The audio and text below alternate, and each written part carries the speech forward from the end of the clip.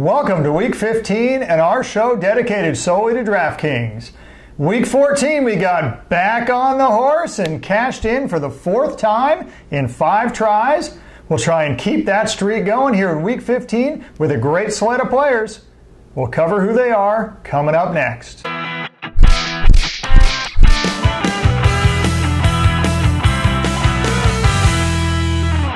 Boy, this is a kind of a fun lineup because we're picking on the main slate, we're not able to pick some of the top offenses. So you will not see any Kansas City Chiefs, you won't see any New Orleans Saints, and you will not see any Los Angeles Rams. So this is going to get pretty interesting here, Eric. Not any LA Chargers either. No LA teams. That's right. So let's start at quarterback, and I think you're going to see that there's some great values here and a number of players who I think would be good choices. I'm going to pass by some of the other quarterbacks, Eric, that don't have nearly as favorable matchups, and I am going to go down to a guy that I am liking more and more each week, Josh Allen. Yeah, I think, Gary, this is such a tough week because there's very few quarterbacks I feel really good about. One of them is Josh Allen, and why? Not because of his arm. No, it's because of his floor. Okay, you were going to say legs, but what I like to say is floor. Look, this guy averages, mind you, over 100 yards rushing per game. I mean, for God's sake, he's like a running back who can happen to throw the ball, right? But what I love is that makes his floor so high that he's averaged 28 fantasy points per game. And now that he's started enough games, that's a real statistically valid data point. 28 points per game. That puts him in the league of guys like Kirk Cousins, in the league of guys like Trubisky, in the league actually surpassing guys like Tom Brady. And look at the matchup. 25th, we're talking the Detroit Lions now. So not only does he have a high floor, but this is the week, Eric, where he has a higher ceiling too because of his matchup, and yet he's only $5,800. So I love the value pick here. Yeah, Josh Allen. Josh Allen is not good enough to just plug into your daily fantasy lineup every week. You still have to pick your spots, and this is another really good spot. So I like this pick. If you are money strapped in your DFS lineup and you want to save a little bit, I really like Nick Mullins. You can scroll down to Nick Mullins at $4,800. Gary, going back, he had a huge game the last time that they played Seattle just 2 weeks ago. He's been playing better. He has a rapport with George Kittle. I like him as a value QB start this week. Yeah, and, Seattle, it's kind of funny to see him opponent ranked 30th in the pass. And where I think that might hold some water here is that San Francisco, by the second half of this game, is going to have to pass because they are going to be behind. But I love me the value and I love me the high floor of Josh Allen, which is why we went with him this time. Scrolling over to running backs. Now, Eric, there's one running back that I know you got to pay up a little bit. We've talked about this before. If you're going to pay up, sometimes it's best to pay up for running backs because they're the highest volatility of any position. Right? But there's one guy who you definitely want to pay up for. Who is that? Yeah, it's Joe Mixon. I actually always love Saquon Barkley, but Saquon Barkley's too expensive. So Joe Mixon, about $9,400 scares you off, huh? Yeah, but look what Joe Mixon has. He is the Cincinnati Bengals. Dalton, their QB, Andy Dalton is out. Their best wide receiver, A.J. Green, is out. They're going to have to rely on Joe Mixon, and they get an opponent playing at home they should really be able to handle in the Oakland Raiders, who have a porous defense. Yeah, it's scary when they face really good defenses because then they can be phased out of the running game and Mixon doesn't get nearly the opportunities sometimes. But in this particular game against Oakland, I love it because they are literally 32nd. There are only 32 teams in the NFL. They are literally the best defense that you can face on a per-play basis against the run. I just love it, and they're going to be ahead. So Joe Mixon is going to get at least 20 touches. This is a game where he can get upwards of 25 touches. Only Ezekiel Elliott and whoever the du jour running back for the Pittsburgh Steelers are get that many touches. So you love Joe Mixon this game. Now, since we paid up for Joe Mixon, I'm going to pick somebody who we're going value pick on this one, Eric. But speaking of touches, there's a guy. I'm going to scroll down until we get to the 5,200 range. Here we are, Jalen Samuels. Now, this is predicated on James Conner not playing this week, and as of now, he is questionable. But he's likely not to play. And if he doesn't, Jalen Samuels, we know what he can do because it's the exact same thing. We have a last data point of the last game. Look, Jalen Samuels got 18 touches. Okay, 18 touches for $5,200 is extremely rare, and that's what makes it a good value. And not only that, but it's going against Cincinnati, and Cincinnati has going against New England, sorry. And New England, it's surprising, but they are a very good team to go against if you have a pass-catching running back. Because what they do is they take your top wide receivers out of the ball game, and they force you to throw stuff over the middle. Jalen Samuels is in a perfect position to benefit from that. Eric, he caught 7 balls last game. I expect him to do at least that this game. And again, you know, yards per catch is obviously a lot more than yards per carry. If he can get 7 or 8 balls over the middle to go with 7 or 8 rushing attempts, or even a few more than that, you know, he can easily approach 100 yards and possibly a touchdown. Anytime you can do that for $5,200, you are incredibly happy. It's a great value. That's why we're going Jalen Samuels. So here's the secret. With all these high-powered teams off the slate, almost all the games, if you look at the over and unders, are in the mid-40s around there. The one game that I think would be substantially higher than that would be this game. But because of Ben Roethlisberger being questionable, you have a situation where this game is off the board. We think Ben Roethlisberger will play, and if he does play, look for huge scoring in this game.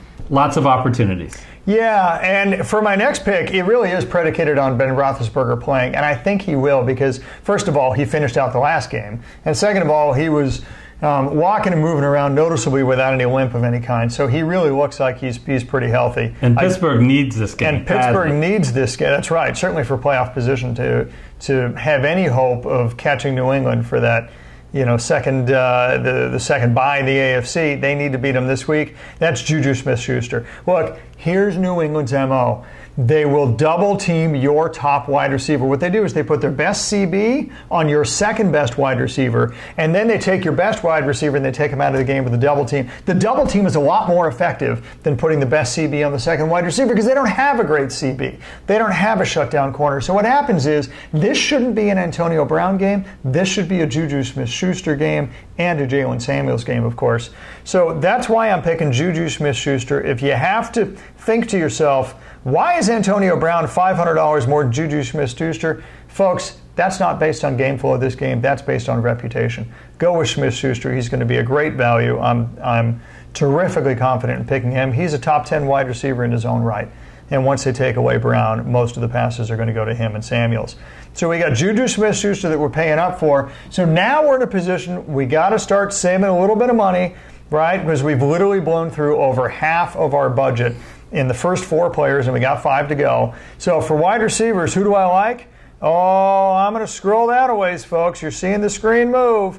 But by the time we get to $4,300, we got a guy here named Robert Foster. Who?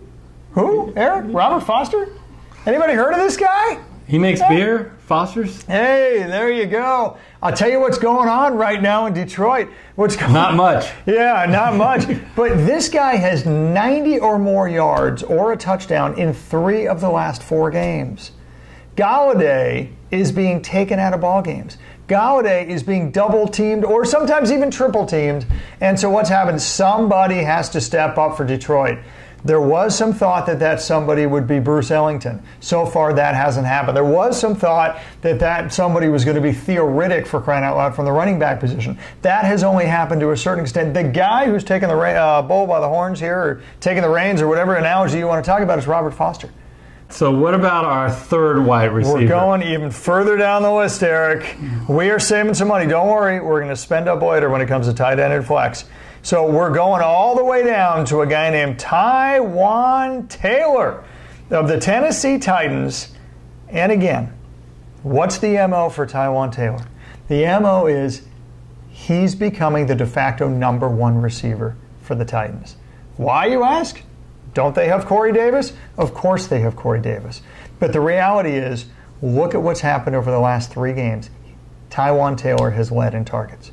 What's happened over the last 2 games? He's led in yardage. He's led in receptions. Oh, and by the way, of course, he's also led in fantasy points. Taiwan Taylor, folks. Now, does that What's going on, Gary? Does that have to do with the fact that they're taking out Corey Davis by getting safety help? So essentially he's been double teamed every time because Corey Davis loves to run the seam routes or the high-end post routes? Sure, of course it does. Of course it does. We're not trying to suggest that Taiwan Taylor has a more innate ability than Corey Davis, but he doesn't get double teamed the way Corey Davis does because that team has one and only one pedigree receiver. Take him out of the ballgame, somebody else has got to step up. This is the guy. At least this has been the guy over the past 3 games, and there's no reason to believe that he won't be the guy going forward for the rest of the year. And again, pricing hasn't caught up with him again. He's only $3,800. So doesn't have the pedigree. What he has over the last few games, the stats, the targets, the yards, and the red zone targets. So I love this guy at $3,800. I think he's a terrific value.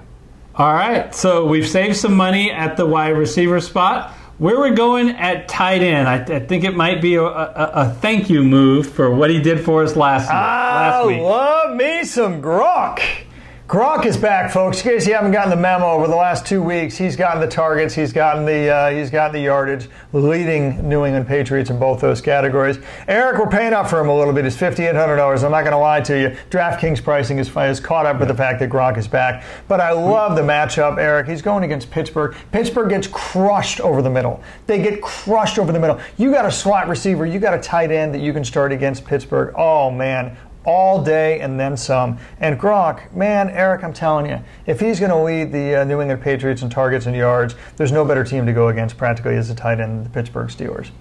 Yeah, so let's move on to the flex spot. And at our flex spot, we're going to go with Leonard Fournette. Leonard Fournette is playing the Washington Redskins, who are really in turmoil. Again, Gary, when we pick a running back, we love to pick teams that are home and that are favorite, that are the game script is going to be that team is going to take the lead. Now, game script is what this game is all about. You look at what Leonard Fournette has done over the last 3 or 4 weeks. He's been great except for when they played Tennessee and they got blown out. Yeah. He got removed effectively from the game. We don't think that'll happen this time. And what we saw earlier with the question about Jalen Samuels. Will James Conner play? If James Conner plays, you can keep our lineup, move Leonard Fournette up, and then you can use anyone in the flex spot to replace Jalen Samuels. Yeah, absolutely. And Fournette's also so damn consistent. I mean, again, with game flow, if you take out the whatever it was, the Titan game, right? Because the reality is in the second half they couldn't run anymore. If you take out that game, he's gotten 20 to 30 fantasy points over the last 4 games. And that's the kind of consistency that we love, and especially in a high-volume situation like this one. So you got Fournette. I love that pick.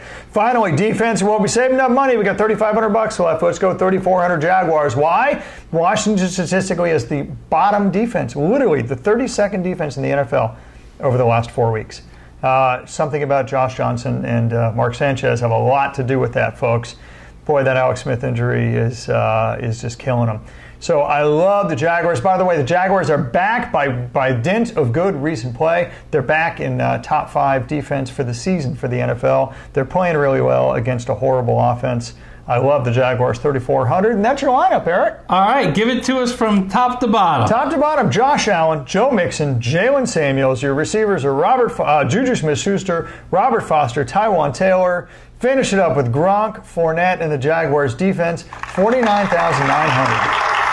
So, again, this is going to really be important for you to watch the late breaking news. This lineup really is assuming that Ben Roethlisberger is starting because it really changes the lineup. And that James Conner is not.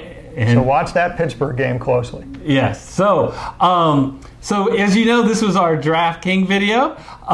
We also do a Survivor video. So if you're interested in hearing what the latest NFL news and who we think is going to win and lose, check that video out there. And if you play FanDuel or you just want to see how the pricing is different on FanDuel, go ahead and check that video. If you haven't yet and subscribe to our channel, click the red subscriber button and you'll be notified of our future videos by hitting the bell icon. And until our next video, we'll see you next time.